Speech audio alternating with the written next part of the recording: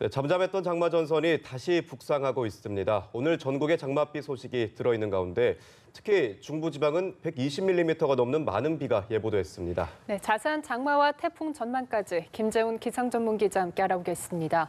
어서 오세요. 어서 오세요. 안녕하세요. 앞서 전해드린 대로 오늘 전국에 장맛비가 내립니다. 특히 중부지방에 많은 비가 예고돼 있다고 하는데요. 이번 장맛비는 얼마나 내리고 또 언제쯤 그치나요?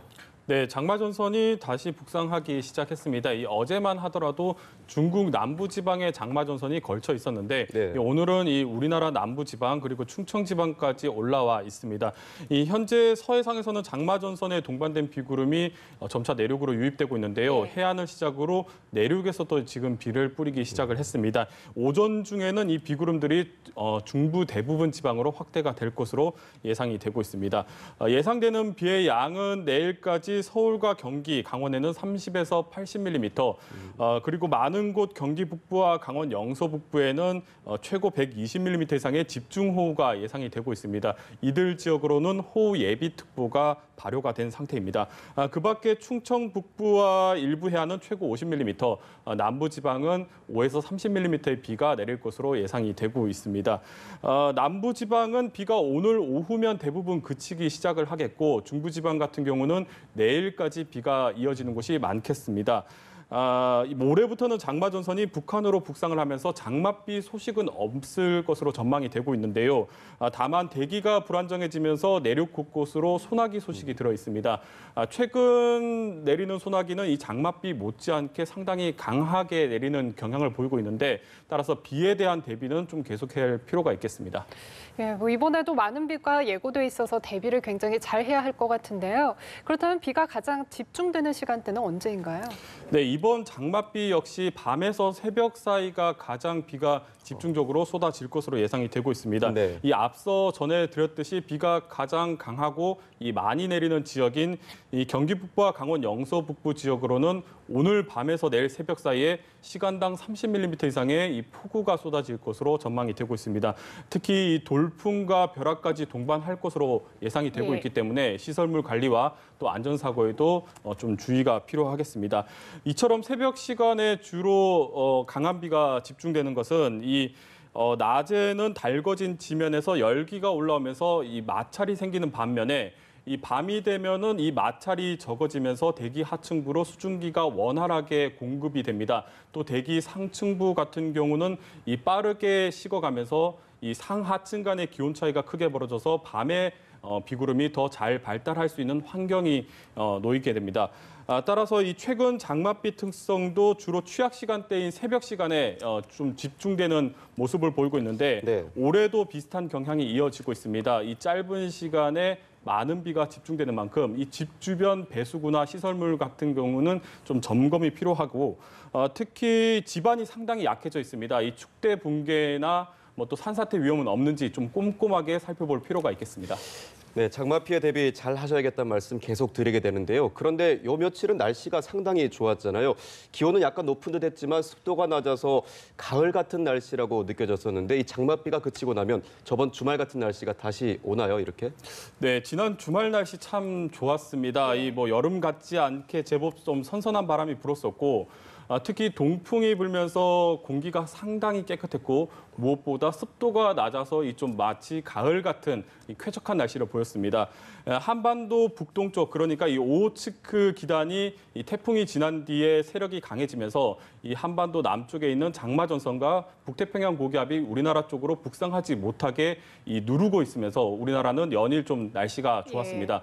이 반면에 일본 같은 경우는 수일째 이 비구름대가 갇혀 있으면서 기록적인 폭우가 쏟아지면서 좀 역대급 지금 피해가 발생을 하고 있습니다. 많은 분들이 지난 주말과 같은 날씨를 좀 기대를 하실 텐데요. 하지만 오늘과 내일 이 장마가 시작되는 것에서 좀 알 수가 있듯이 이번 주는 전형적인 여름 날씨가 좀 돌아오겠습니다. 따라서 좀 장마가 비가 그치고 난 뒤에는 열기에다가 습도까지 더해져서 불쾌감이 올라가는 더위가 다시 기승을 부리겠고요. 네. 이 무더운 북태평양 고기압이 남부 지방을 뒤덮을 것으로 예상이 되고 있는데 일부 남부 지역 같은 경우는 폭염 수준의 더위도 좀 찾아올 것으로 예상이 예상이 되고 있기 때문에 예. 이 장맛비가 지난 다음에는 찜통 더위에도 좀 대비가 필요할 것으로 보여집니다. 예, 알겠습니다. 한편 태풍 마리아가 지금 북상 중인데요. 일단 한반도 쪽으로 올라오지 않을까 걱정이 컸었는데 일단 태풍이 중국 남부를 향할 가능성이 크다고요. 네, 뭐 제7호 태풍 뿌라삐룬에 이어 이 8호 태풍 마리아가 지금 북상하고 있습니다. 현재 태풍 마리아는 일본 오키나와 남동쪽 먼 해상에서 북상을 하고 있는데 이 중심 기압은 930헥토파스칼, 최대 풍속은 초속 50m를 동반한 매우 강한 등급의 태풍입니다. 네. 이 태풍 뿌라삐룬이 최전성기의 중간 강도의 태풍이었는데 이 마리아는 그보다 2단계 정도 더 강력한 이 세력을 보이고 있고 이 올해 올여름 이 북서태평양에서 발생한 태풍 중에 가장 강한 수준의 태풍입니다. 현재까지 예보대로라면 이 태풍 마리아는 이 중국 남부 지방에 상륙할 것으로 예상이 되고 있는데요. 이 모레 오전쯤에는 이 타이완에 가장 근접하겠고 오후에는 중국 푸저우 부근에 북상을 할 것으로 예상이 되고 있습니다. 일단 우리나라는 태풍이 비껴갈 것으로 예상이 되고 있는데 네. 제주와 남해안은 이 간접 영향을 받겠습니다. 제주 먼바다에서는 풍랑이 거세게 일겠고 특히 남해안 같은 경우는 너울성 파도가 방파제를 넘는 곳도 있겠습니다. 이 여름철이라서 이 해안을 찾으시는 분들 많으실 것 같은데 네. 해안가 안전사고에 좀 각별히 주의가 필요하겠습니다.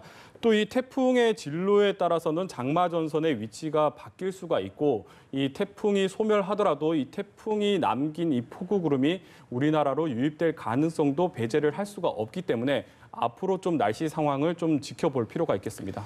네, 일단 말씀하신 대로 마리아는 우리를 비켜가지만 해마다 여름철이면 주요 포털 사이트에 태풍이 실시간 검색어 상위권에 오르곤 합니다. 휴가철 계획을 짜거나 피해를 예방하기 위해서일 텐데요. 앞으로 우리나라의 태풍은 몇 개 정도가 더 영향을 줄까요? 네, 일단 올여름 기상 전망에 따르면 이 태풍이 9개에서 12개 정도가 발생을 할 것으로 예상이 되고 있습니다. 네. 이 정도면 거의 평년치 수준인데 이 올해 같은 경우는 이 전 지구적으로 기상 변동을 일으키는 이 엘니뇨나 이 라니냐 같은 현상이 발생을 하지 않고 있기 때문에 네. 이 태평양의 기상 상황이 상당히 중립적인 상태를 보이고 있습니다. 따라서 이 장마나 태풍이 예년과 비슷한 수준으로 전망이 되고 있습니다. 보통 한반도의 여름철에 영향을 주는 태풍이 1개에서 2개 정도가 발생을 하는데 네. 따라서 이 남은 여름의 태풍이 1개에서 많게는 2개 정도가 우리나라에 직간접적으로 영향을 줄 것으로 예상된다. 이렇게 좀 생각을 하시면 될 것 같습니다. 사실 이 태풍이란 기상현상은 워낙에 강력한 현상이기 때문에 중장기적으로 진로나 또 개수를 정확히 예측하는 것은 현재까지 과학기술로는 사실상 불가능한 부분입니다. 하지만 이 여름철만 되면 이 태풍에 대한 관심이 워낙에 뜨겁기 때문에 태풍 예측과 진로와 예측에 관련된 이 가짜 뉴스가 많이 발생을 하고 있고 또 심지어는 발생도 하지 않은 태풍의 이름이 붙여지는 이 가짜 정보도 난무하고 있습니다.